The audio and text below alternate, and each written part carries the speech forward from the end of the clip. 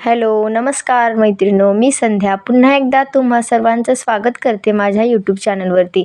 आज मी तुम्हाला ह्या ब्लाऊजची कटिंग आणि स्टिचिंग दाखवणार आहे, ज्यामध्ये मी तुम्हाला ह्या ब्लाऊजची सर्वात आधी तर पेपर कटिंग दाखवणार आहे. हा ब्लाऊज आपला 36 साईजचा असणार आहे. इथे मी सर्वात पहिले फोल्डेड पेपर घेतले आहे आणि पूर्ण उंची टाकत आहे.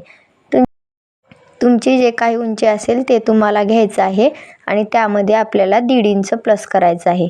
इथे आपण फ्रंट आणि बॅक पार्ट दोन्ही एकदाच काढणार आहोत, त्यासाठी मी इथे पूर्ण उंची 1.5 इंच घेतलेली आहे. तुम्हाला सुद्धा 1.5 इंचच घ्यायचं आहे. ह्यामधून आपल्याला फ्रंटसाठी अर्धा इंच एक्स्ट्रा घ्यायचं असते. आता आपल्याला अशा प्रकारे 14.5 इंचवरती 2 खुणा करून लाईन ओढून घ्यायची आहे. इथे आपण 1.5 इंच प्लस केलेला आहे. त्यामधला आपल्याला फक्त 1 इंच बॅक साईडसाठी लागणार आहे एक्स्ट्रा आणि समोरच्या पार्टसाठी आपल्याला 1.5 इंच एक्स्ट्रा लागणार आहे. त्यामुळे आपण इथे 1.5 इंच प्लस केलेला आहे. इथे आपण स्ट्रेट लाईन ओढून घेऊया. मग इथे आपण शोल्डरचं मार्किंग करायला सुरुवात करूया. एकदम सरळ आणि सोप्या साध्या पद्धतीमध्ये मी ह्या व्हिडिओमध्ये तुम्हाला पूर्ण डिटेलमध्ये 36 साईजचं कटोरी ब्लाऊजचं पेपर कटिंग दाखवलेलं आहे. तरी तुम्हाला व्हिडिओ शेवटपर्यंत बघायचा आहे. इथे पूर्ण माहिती तुम्हाला हळूवारपणे मी सांगितलेली आहे, त्यामुळे पूर्ण व्हिडिओ नक्की बघा. आता आपण जे आहे ना, अगोदर शोल्डरचं मार्क करूया, त्यानंतर गळा मार्किंग करायला घेऊया. शोल्डर इथे आपल्याला 5.25 इंच घ्यायचं आहे. अशा प्रकारे मी खालच्या साईडने पण शोल्डरचं मार्क केलेलं आहे आणि वरच्या लाईनवरती सुद्धा शोल्डरचं मार्क केलेलं आहे, जेणेकरून आपली लाईन ही थोडी स्ट्रेट येईल. ह्यासाठी मी 2 पॉईंट असे शोल्डरचे मार्क केलेले आहेत. आता इथे 5.25 इंच मी मुंडा घेणार आहे. शोल्डरसुद्धा 5.25 इंच आणि मुंडासुद्धा 5.25 इंचच घेतला आहे आणि तिथून एक आपल्याला स्ट्रेट लाईन ओढून घ्यायची आहे. मग इथे मी आता आपल्याला छातीचा चौथा भाग टाकून घ्यायचा आहे. छातीचा चौथा भाग इथे 9 इंच आहे आणि त्यासमोर आपल्याला 1.5 इंच शिलाईसाठी घ्यायचं आहे. 1.5 इंच शिलाईसाठी अशा प्रकारे घेऊन तिथून आपल्याला मुंढ्याच्या लाईनला जोडून घ्यायचं आहे. आता आपल्याला गळ्याची रुंदी घ्यायची आहे. गळा रुंदी इथे मी 2.25 इंच घेतलेली आहे. तुम्ही इथे 3 पर्यंत सुद्धा घेऊ शकता. तुम्हाला जर जास्त ब्रॉड गळा हवा असेल तर तुम्ही 2.5 किंवा 3 अशा सुद्धा गळा रुंदी घेऊ शकता. इथे मी साईडची फिटिंगची जी शिलाई आहे ना, ती मार्किंग करून घेतलेली आहे. आता जे एक्स्ट्रा इथे आपल्याला अर्धा इंच घेतलं होतं ना, ते मार्क करून घेतलेलं आहे. हे आपल्याला बॅक पार्टमधून कट करायचं आहे, कारण का आपल्याला इथे बॅक पार्टला फक्त 1 इंचच एक्स्ट्रा लागणार आहे. आता 9.5 इंचवरती इथे मी गळा टाकून घेतलेला आहे आणि गळ्याला बॉक्स तयार करून घेतलेला आहे. गळा रुंदी खालच्या साईडने सुद्धा मी 2.25 इंचच घेतलेली आहे. अशा प्रकारे 1 इंचावरती आकार देऊन इथे गळ्याला आकार दिला आहे. आता मुंड्याचं मार्किंग करूया. पाठीमागचा मुंडा हा 1.5 इंचावरती आणि समोरचा मुंडा हा 1 इंचावरती असे पॉईंट काढून आपल्याला इथे मुंड्याचं सेंटर काढून आकार देऊन घ्यायचा आहे. अगोदर आपल्याला बॅक साईडचा मुंडा ड्रॉ करायचा आहे. मग आपल्याला समोरचा मुंडा ड्रॉ करून नंतर पुढच्या भागावरती तो कट करून घ्यायचा असतो. अशा प्रकारे दोन्ही मुंड्यामध्ये अर्धा इंचचा गॅप असला पाहिजे. आता इथे मी टक्सचं मार्किंग करत आहे. टक्सची उंची इथे 4 इंच घेतलेली आहे आणि रुंदीसुद्धा 4 इंचच घेतलेली आहे. जर तुमची उंची जास्त असेल तर तुम्ही इथे 4.5-5 इंचापर्यंत घेऊ शकता आणि तुमची उंची जर कमी असेल तर टक्स उंची तुम्ही कमीसुद्धा करू शकता. दोन्ही साईडने अर्धा इंच घेऊन अशा प्रकारे टक्सची मार्किंग करून घेतली आहे. आता गळ्याच्या साईडने इथे मी थोडंसं 1/2 इंच खालती येणार आहे, जेणेकरून आपला जो शोल्डर आहे ना, ते उतरणार नाहीत. हे आपल्याला लक्षात ठेवायचं आहे. आणि लगेचच ते सुद्धा आपल्याला पेपर कट करते वेळेस कट करून घ्यायचं आहे. इथे आपल्याला समोरचा मुंडा कट करायचा नाही, फक्त बॅक पार्टचा तेवढा मुंडा आपल्याला इथे कट करायचा आहे. आणि जे साईडने आपण मार्क केलं होतं ना ते सुद्धा कट करून घ्यायचं आहे. इथे आपल्याला आता सेंटरमधून कट करायचं आहे, कारण का इथे आपण दोन्ही पार्ट एकदाच कट केलेले आहेत, पुढचा आणि पाठीमागचा भाग, ह्यामुळे आपल्याला सेंटरमधून कट करून घ्यायचं आहे. मग इथे खालच्या साईडने बॅक पार्टला जे अर्धा इंच एक्स्ट्रा घेतलं होतं ना ते कट करून घ्यायचं आहे. गळा आपल्याला जशास तसा कट करायचा आहे. वरती जे आपण पाव इंच डाऊन केलं होतं ना ते सुद्धा कट करून घेऊया. लगेचच कट करायचं आहे. जे खालच्या साईडने अर्धा इंचाचं एक्स्ट्रा घेतलं होतं ना ते सुद्धा इथे आपण कट करून घेऊया.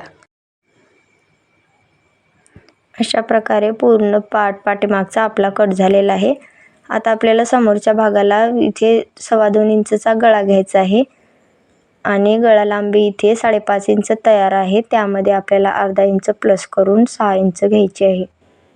त्यानंतर अशा प्रकारे बॉक्स तयार करून 1 इंचावरती वर येऊन गळ्याला आकार देऊन घ्यायचा आहे.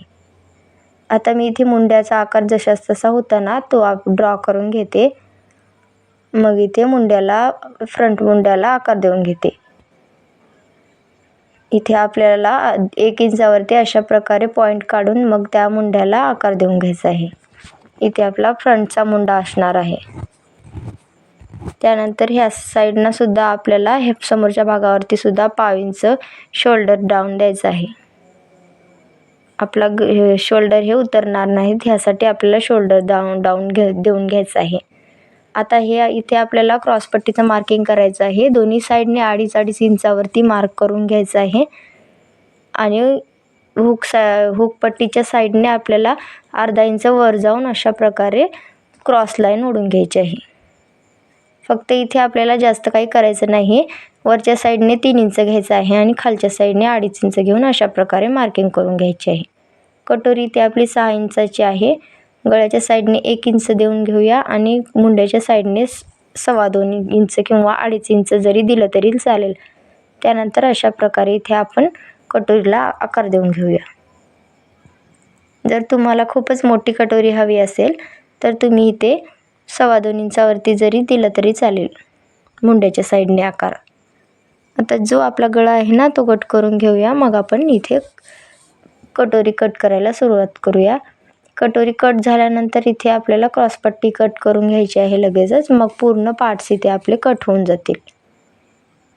जे आपण पाव इंच खालती आलं होतं ना शोल्डर डाऊन ते सुद्धा आपल्याला लगेचच कट करायचं आहे, जेणेकरून आपल्या इथे लक्षात राहील. आणि मुंडा सुद्धा आपल्याला कट करून घ्यायचा आहे.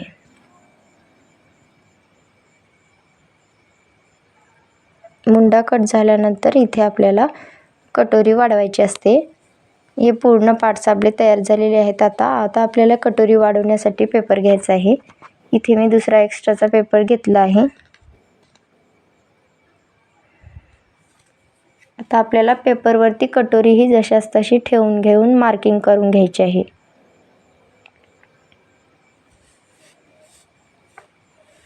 तुम्ही सुद्धा ह्याच पद्धतीने कटोरी मार्किंग करून घ्या, म्हणजेच कटोरी ड्राफ्टिंगसाठी आपल्याला सोप्या पद्धतीने करता येईल.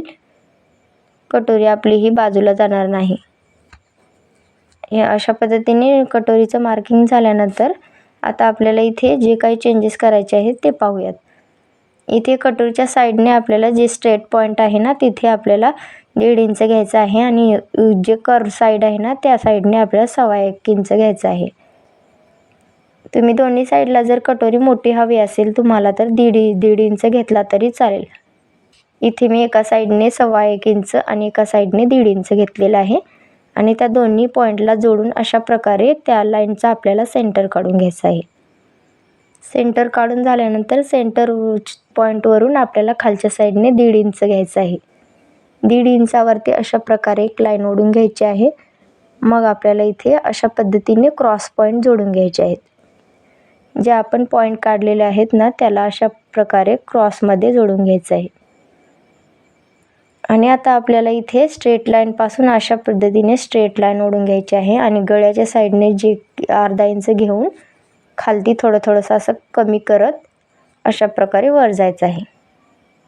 तुम्ही पाहू शकता तिथे अर्धा इंचचा गॅप ठेवून मी खालच्या साईडने थोडंसं वाढत असं आकार देऊन घेतलेला आहे कटोरीला.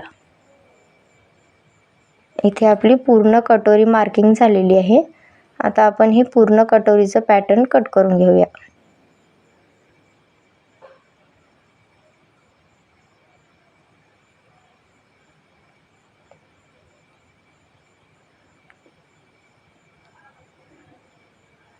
साईडची सुद्धा कटोरीचे जशास तशी मार्किंग केलेली आहे ना, ती कटिंग करून घ्यायची आहे.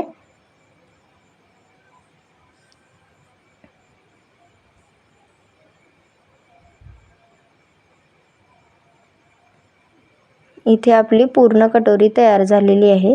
आता अशा प्रकारे दुमडून बघायचं आहे की आपले सेंटर हे जुळते की नाही. इथे माझं सेंटर हे प्रॉपर सेंटर आलेलं आहे. आता आपली कटोरी झालेली आहे. त्यानंतर मी बाहीची कटिंग करणार आहे. आता बाहीसाठी मी इथे फोल्डेड पेपर घेतलेला आहे. फोल्डेड पेपरपासून इथे मी 8 इंचावरती अशा प्रकारे रुंदी घेतलेली आहे. त्यानंतर आपल्याला इथे बाहीची लांबी टाकून घ्यायची आहे. बाही लांबी इथे 6 इंच असं आहे. तयार इथे 5 इंच आहे. त्यामध्ये 1 इंच प्लस करून मी 6 इंच बाही लांबी घेतलेली आहे. तुमची जे काय बाही लांबी असेल त्यामध्ये तुम्हाला 1 इंच प्लस करायचं आहे. अशा प्रकारे आपल्याला इथे बॉक्स तयार करायचा आहे आणि जिथे आपला मुंडा येईल तिथे अशा प्रकारे पॉईंट देऊन घ्यायचा आहे. इथे माझा क्रॉस मुंडा हा 8 इंच आलेला आहे. तिथून आपल्याला कॅप हाईट घ्यायची आहे. कॅप हाईट इथे मी 2.25 इंच घेतलेली आहे. तिथून समोर आपल्याला 1.5 इंचवरती अशा प्रकारे स्ट्रेट लाईन ओढून घ्यायची आहे. आता इथे 5.5 इंच दंडघेर आहे. समोर 1.5 इंच शिलाईसाठी एक्स्ट्रा घेतलेला आहे. हे दोन्ही पॉईंट आपल्याला क्रॉस ह्याच पद्धतीने जोडून घ्यायचं आहे आणि बाहीची मार्किंग करून घ्यायची आहे. इथे क्रॉस लाईन ओढून घेऊया आणि त्यावरून क्रॉस लाईनचं सेंटर काढायचं आहे. मग सेंटरहून अर्धा इंच वर जायचं आहे. इथे आपल्याला 1/2 इंच खालती यायचं आहे.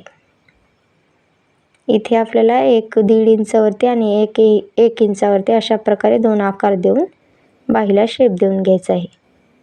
इथे आपले फ्रंट आणि बॅक दोन्ही बाहीचे शेप निघून जातील. तुम्ही पाहू शकता इथे मी बाहीला पुढच्या मुंड्याचा सुद्धा आकार देऊन घेतलेला आहे. हा आपला पुढचा आणि तो पाठीमागचा आकार असणार आहे. बाही ही जशास तशी आपल्याला कटिंग करून घ्यायची आहे. जर तुम्हाला बाहीची व्हिडिओ एनी डिटेलमध्ये पूर्ण डिटेल्समध्ये बघायची असेल तर तुम्ही मला कमेंटमध्ये सांगा. म्हणजेच मी तुमच्यासाठी ह्या बाहीची पूर्ण कटिंग डिटेलमध्ये घेऊन येईल. ही बाही एकदम आपल्याला प्रॉपर अशी बसते, कुठेही कमी पडत नाही. ह्या पद्धतीने तुम्ही सुद्धा एकदा बाही ट्राय नक्की करून बघा. आता हा आपल्याला समोरचा पार्टला जोडायचा आहे मुंडा आणि ह्या साईडचा बॅक पार्टला जोडायचा आहे. इथं पूर्ण बाहीची कटिंग मी करून घेतलेली आहे.